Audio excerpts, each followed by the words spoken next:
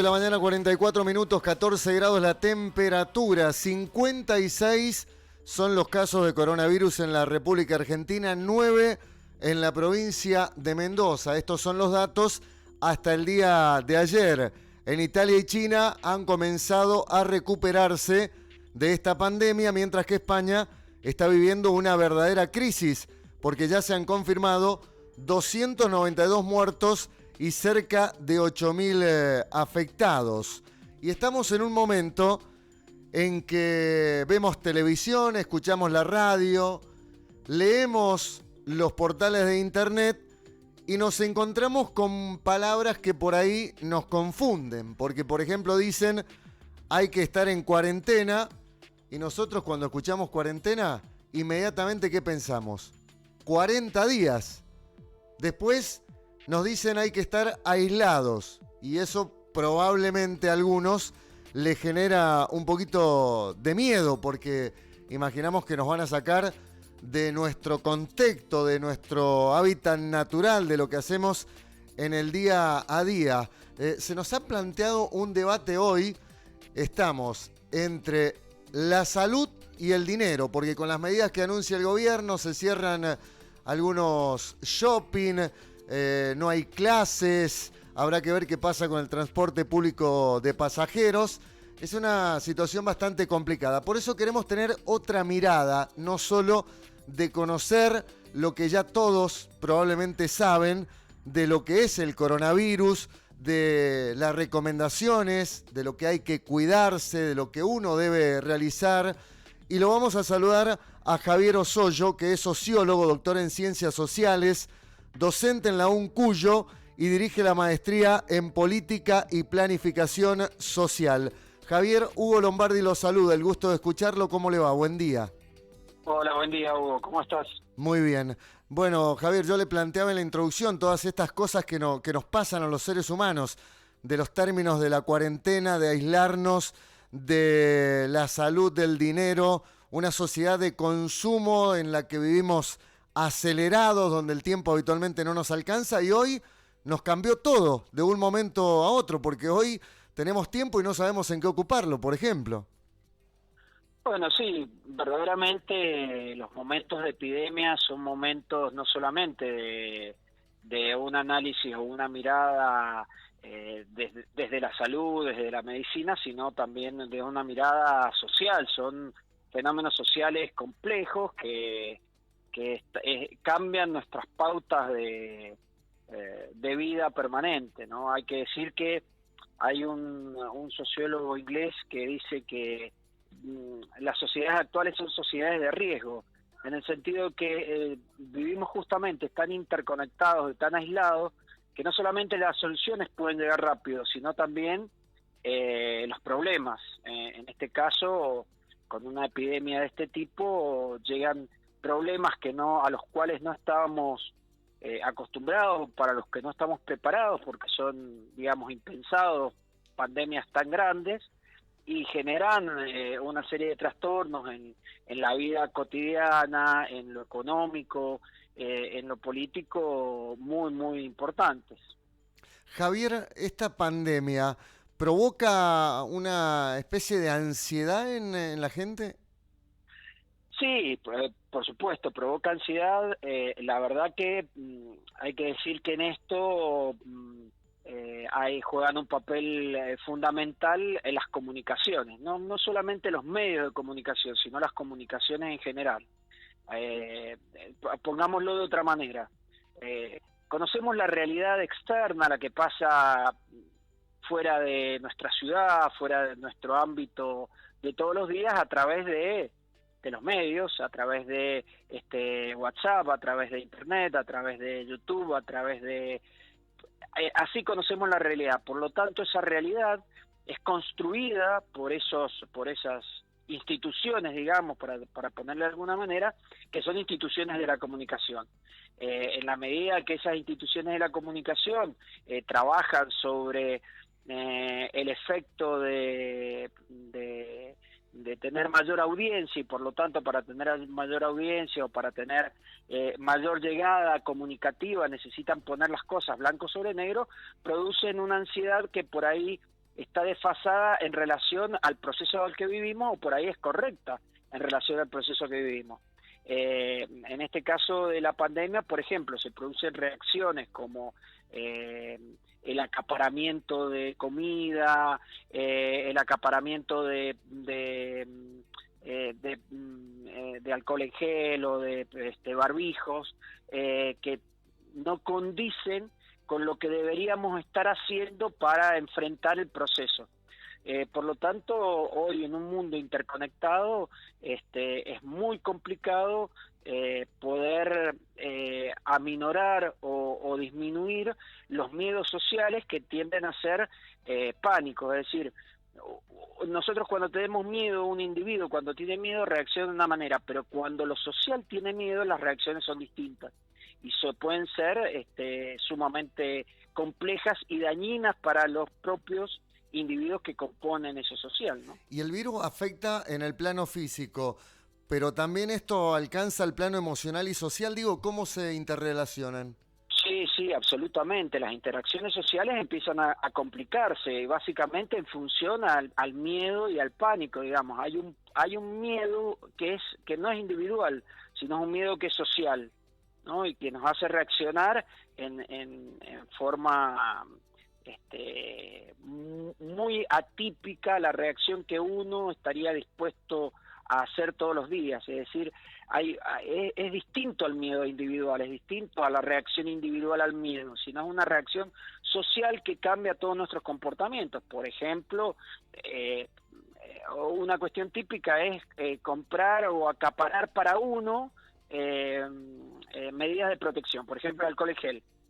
Sí. Si uno acapara para uno, lo deja al otro sin alcohol en gel, y el que me va a contagiar es el otro. Yo tendría que estar preocupado porque el otro también tuviera alcohol en gel, y no solamente yo, porque el que me va a contagiar es el otro. Por lo tanto, hay reacciones que son inapropiadas para el fenómeno que nos impacta y que tiene que ver con ese miedo social. Aquí tiene un papel fundamental y preponderante el Estado y la confianza que cada sociedad tiene en su propio Estado, es decir, en su propia representación a nivel social. Esto significa que el efecto inmediato del brote pandémico puede provocar una diferenciación o división en la sociedad. Sí, claro, por supuesto. Eso siempre está presente. La sociedad nunca es homogénea, sino son sociedades heterogéneas. Y estos procesos atacan en forma disímiles a los distintos sectores sociales. Distintos sectores sociales en términos culturales, en términos políticos y también en términos económicos. Es decir, afecta diferencialmente de acuerdo a la posición que los grupos de individuos ocupan en el total social. Por lo tanto, el papel del Estado es justamente establecer pautas que permitan enfrentar de la mejor manera posible estos procesos y que no se desbanden, para decirlo de alguna manera, y produzcan pánicos que lleven justamente a acciones que sean contraproducentes para frenar la pandemia. Si la información que recibimos sobre la pandemia es certera, ¿reduce la paranoia que se genera por ahí en la sociedad? Sí, también depende de cómo se comunique. Bueno, en esto ustedes que son periodistas lo saben perfectamente. Depende de cómo se comunique, es decir, si se comunica con un nivel de tranquilidad, de mostrar que existen recursos para enfrentarlos, que esos recursos corresponden a una organización social que mantenga justamente ciertas pautas, etcétera, etcétera. Sí, confianza en los representantes políticos, etcétera, etcétera, va a haber menos pánico, menos miedos sociales, que si se comunica de una forma más alarmista, si no hay confianza en el Estado, si hay, depende mucho cómo se muestre el proceso. Se ha visibilizado con esto de que aquellos países que nosotros vemos totalmente desarrollados, que los consideramos del primer mundo, ¿tampoco estaban preparados para esta pandemia? Claro, sí, por supuesto. Esto depende mucho de cómo reaccione el Estado al fenómeno. Poder sobre reaccionar y eso ser bueno, o sobre reaccionar y eso ser malo. Puede no reaccionar, como pasó en Italia y como pasó en España, y pueden tomar medidas acertadas o no acertadas. Es decir, por ejemplo, para dar una idea, los países escandinavos, que tienen una confianza muy fuerte en el Estado y en su representación política, toman medidas quizás más laxas que las que pueden tomar países como los nuestros, que tienen una débil confianza en el aparato del Estado y en la representación política. Toman medidas más laxas en el sentido de que permiten mayor circulación, por ejemplo, no han suspendido las clases, etcétera, etcétera. En cambio nosotros las tenemos que tomar porque muchos sectores sociales tienen desconfianza hacia la representación política hacia el Estado, y por lo tanto cuando se les pide cuarentena no la hacen. Bueno, el caso del muchacho que golpeó a un guardia que trataba que se quedara en cuarentena y no se quedó. Esos son comportamientos muy habituales en sociedades que tienen baja confianza en su representación política, digamos. Las medidas que se toman por ahí llegan a la clase media, media alta. ¿Qué pasa con los sectores más vulnerables, que no tienen acceso a la información, a los productos que usted mencionaba recién? Justamente, ese es un problema, porque las medidas deben ser diferenciales en una sociedad que siempre es heterogénea. Deben ser diferenciales de acuerdo a cada uno de los sectores sociales. Entonces es muy distinto tomar medidas para la clase media, que tienen su asegurado, digamos, su piso económico para poder enfrentar de la mejor manera estas pandemias, a los sectores más desprotegidos, más desfavorecidos de la sociedad. Hay que tomar otro tipo de medidas mucho más rápidas y más profundas. Por ejemplo, prohibir a los chicos que vayan a la escuela es una medida acertada para los sectores medios, por ejemplo. Puede ser una medida acertada para los sectores medios, pero puede ser una medida desacertada para los sectores bajos, que van a la escuela también a alimentarse, a tomar la copa de leche. Entonces hay que hacer una medida diferencial. No van a la escuela todos los chicos, pero se asegura que para aquellos chicos de sectores desprotegidos van a poder ir a la escuela a alimentarse, van a poder ir media hora, una hora a tomar la copa de leche. Bueno, hay que tomar medidas diferenciales de acuerdo al sector social que se trate. Esta es una pandemia que viene, paradójicamente, sobre la espalda de los sectores más pudientes del país, porque viene del exterior y por lo tanto entra por los pasos fronterizos que lo utilizan quienes pueden viajar al exterior, que no son los sectores marginados o los sectores más vulnerables de la sociedad, sino justamente los primeros casos son de personas de alto poder adquisitivo, de alto nivel cultural, que vienen de Italia, por ejemplo, o que vienen de España, o que vienen de Estados Unidos, o que han venido de China. Entonces hay que tener medidas diferenciales para cada uno. Por eso la estrategia de aislar a las personas que entraban por Ezeiza fue muy acertada, y ha permitido que la pandemia no se haya extendido mucho más en la Argentina, que por ejemplo sí se está haciendo en Brasil, que han tomado medidas más laxas para los aeropuertos internacionales. Me parece que en ese sentido el gobierno, por lo que yo he visto hasta ahora, está actuando muy bien, muy sensatamente, y bueno, esperemos que cuando la pandemia alcance su punto máximo, que seguramente será en los momentos, en la temporada más cerca del invierno, con más posibilidades de que esto se transmita, estemos lo suficientemente preparados para que los índices sean lo menores posibles, y que ojalá sea así, no haya casos de mortandad. ¿Estamos en presencia de un desafío o de una oportunidad con esta pandemia? No, yo creo que tiene muy poco de oportunidad, digamos, muy poco en el sentido de que podamos tomar algo que nos beneficie de esto. Sí, lo que sí puede ser positivo de esta pandemia es que prepare nuestros sistemas de salud, nuestros sistemas inmunológicos, refuerce. Me parece que hay también una vuelta a mirar el Estado. Durante mucho tiempo, recordar que se decía que el mercado debía regular todo, pero hoy por hoy todos los sectores están pidiendo que la salud pública, que el Estado tome determinadas medidas. Por lo tanto, esto también sirve para que la gente tome en cuenta que cuando se pagan impuestos, no solamente se pagan impuestos para que uno vaya a hacer un trámite cualquiera o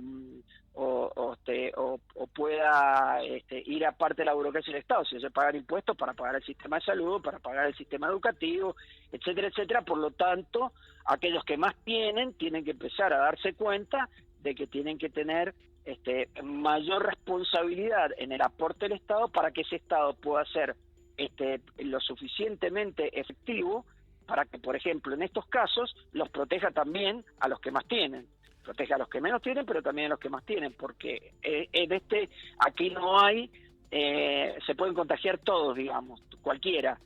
Vas en un colectivo y una persona que estuvo en contacto porque es empleado de alguien que viajó a Italia, puede contagiar a cualquier persona. Bueno, es necesario darnos cuenta que el Estado tiene un papel fundamental en este tipo de cosas y que por lo tanto es necesario apoyar al Estado, ¿no? Y acá también se nos plantea una situación, Javier, que es aquellas personas que toman conciencia de lo que hoy estamos atravesando a nivel mundial y los que se sienten inmunes, que le hacen oído sordo a todo tipo de recomendaciones. Claro, por eso el papel del Estado debe ser muy eficiente, pero también muy firme. Yo escuchaba ayer, seguramente vos también tuviste la posibilidad de escuchar al presidente que dijo que él personalmente se ocupó de esa persona que tenía que estar aislado en cuarentena, que un guardia lo frenó para que no saliera y se enojó y le pegó y bueno, o sea, el Estado tiene que ser muy firme en esto.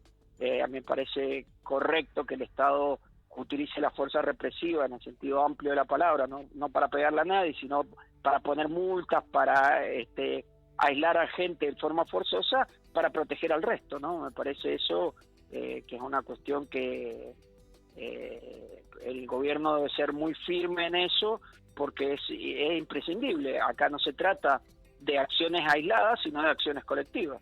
¿Qué cambia a partir de ahora en el mundo? ¿Cómo se sale adelante de esto? Bueno, uno de los problemas más serios que vos mencionabas justamente antes de que tuviéramos esta charla es el tema económico.